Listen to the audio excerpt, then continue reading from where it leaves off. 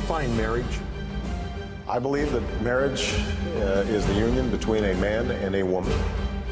But I do believe in civil unions. Hamas has said clearly and publicly that they are not going to continue the truce, and the same day they attacked Israel. When the confirmation of the covenant occurs, it marks the beginning of the final 7 years to Armageddon. Today is Friday Open Lines. Give us a call right now, 1-877-ENDTIME.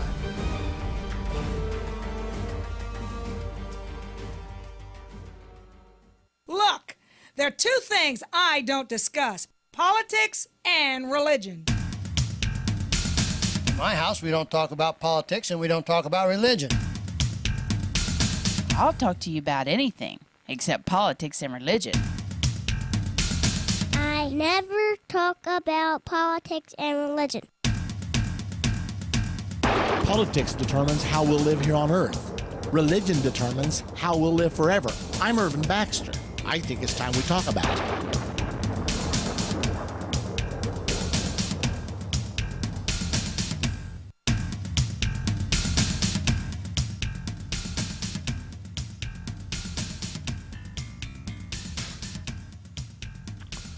Wow, what a day.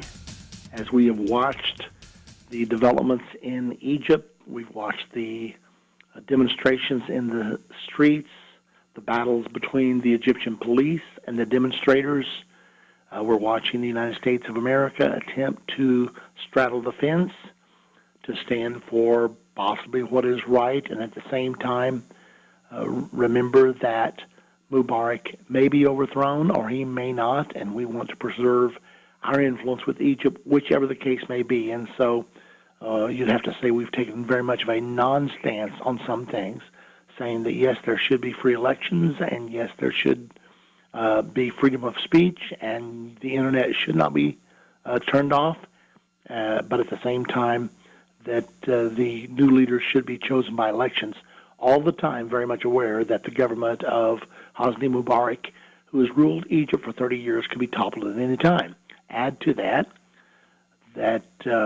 Egypt is the largest Arab country, probably the most influential Arab country, the first Arab country to sign a peace agreement with Israel, which we desperately wanted them to do. So there's a lot in the wind here.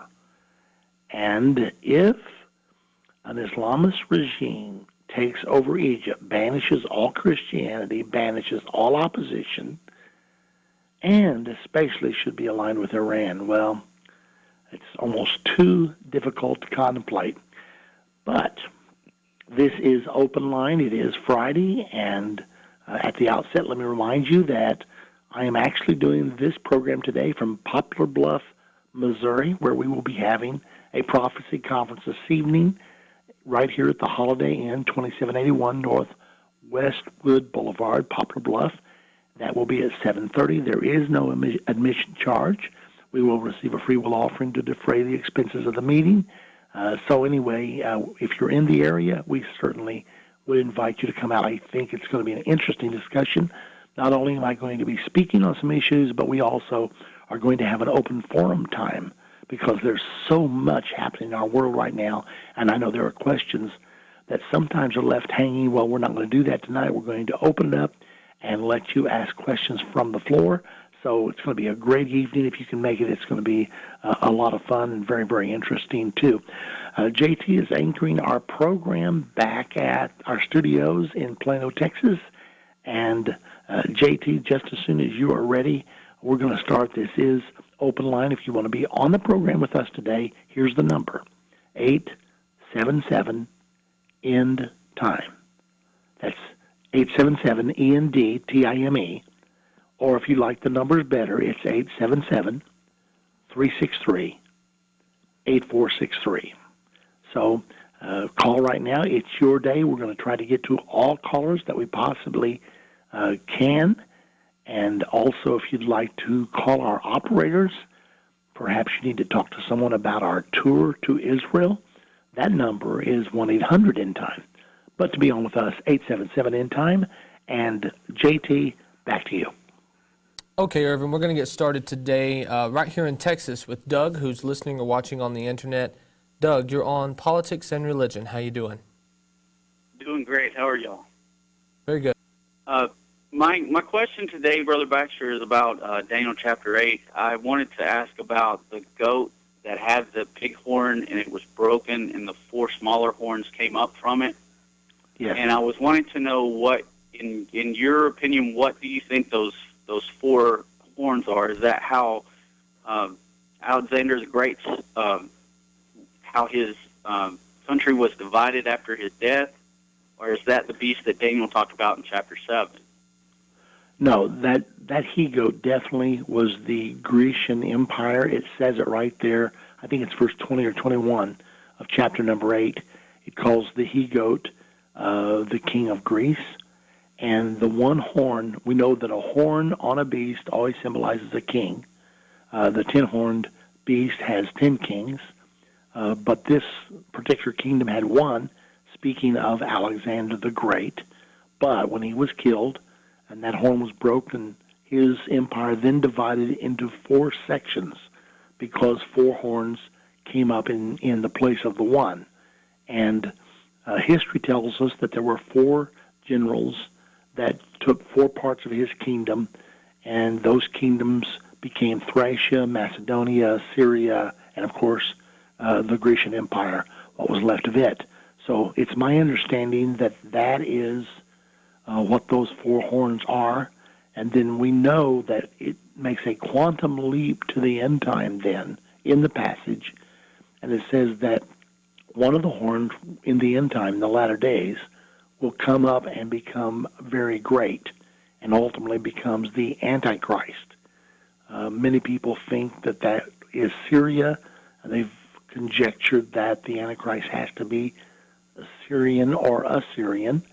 The Assyrians migrated into southern Germany and became the ancestors of the German Empire, but now we're getting into a lot of speculation here. I'm probably about as far as I can or should go on that, but anyway, that's my understanding of that particular prophecy. Also, I would like to let you know, just to tell you, I found on the internet as I was doing a study over the beast in chapter 7, I found a website that is on the Minnesota Zoo's website, and it gives symbols of nations, animals, and it lists Germany. First it says that it's a black eagle, but it also says that it is a leopard. Unofficially, it is the leopard. And I just want to let you know, because that's the first time I've ever found anything in writing that said that Germany is the leopard. Doug, I really appreciate that. Is there any way you could forward that that website to me? I'd love to take a look at it. Yes, sir, I can do that for you. Okay, well, please do. And we appreciate the call very much, Doug. Okay, thank you, sir.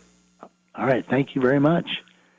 And, JT, that would be really, really interesting, although I fully believe that Germany is the leopard, and it has the leopard tank, and it qualifies for all the other things that the Bible says about that leopard in Daniel chapter 7.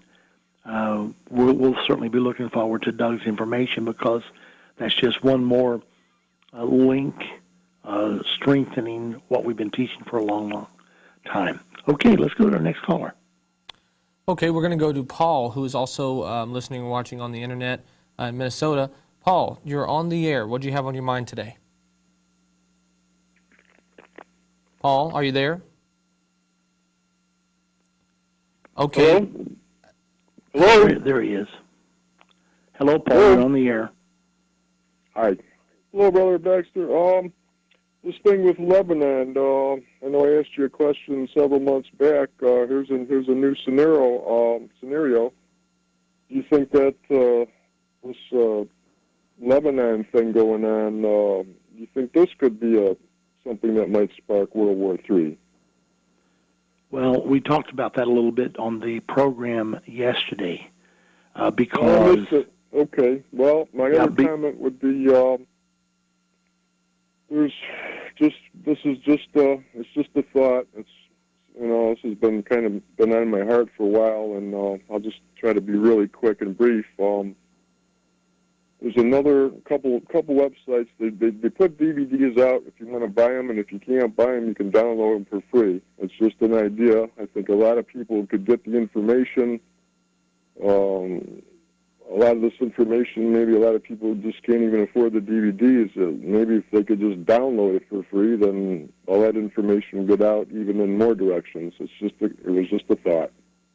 Yeah, well, we'll certainly keep that in mind. You know, we did that for a while, Paul, and it almost drove us out of the ministry, and that was where our heart was.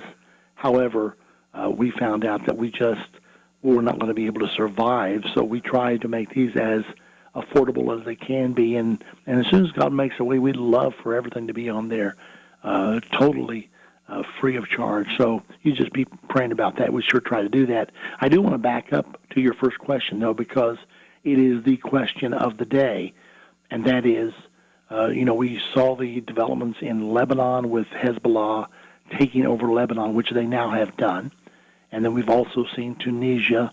Well, now it's spread to Egypt, and also there were huge demonstrations today in Jordan. It's also happening in Morocco. It's also happening in Yemen. So it looks like that there's something driving this. It looks like that there's a big hand behind it all that is orchestrating. These things don't just happen. They do tend to be funded and orchestrated by someone. Someone's calling the shots. But, of course, when you talk about Cairo, you're talking about the largest Arab country. You're talking about probably the most influential Arab country. And to see it bordering on the brink of we don't know what. Is this an Islamic takeover? Is Islam growing that much in the Middle East? Those are the questions that we're asking right now, and we should be asking right now because, like you say, the Bible does prophesy a war for the Middle East, and it looks like that war could happen at any time. And then the question is, how far will the United States allow this movement to go without intervention? For example, you all may remember that the cleric Sadr, S-A-D-R, was driven out by our forces out of Iraq, and he was in exile in Iran until I think it was January the 5th. And now he has come back there. He has met together with Nasrallah, and Nasrallah, the head of Hezbollah. They are all in alliance with Iran, and now Maliki owes his position as prime minister of Iraq to Nasrallah and also to Sadr.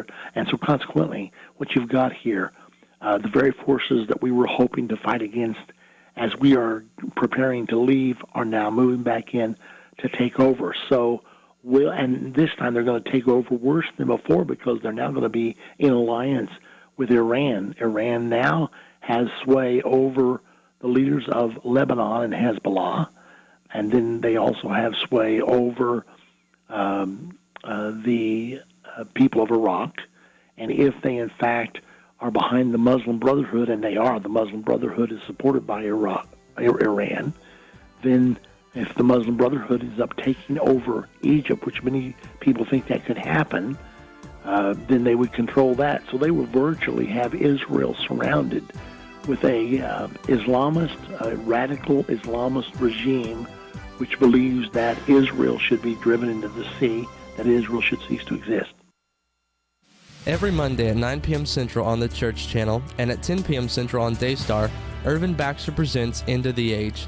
End of the Age is a 30-minute program which gives intricate details about how Bible prophecy is not only true, but also how it lines up so perfectly with events going on in the world right now.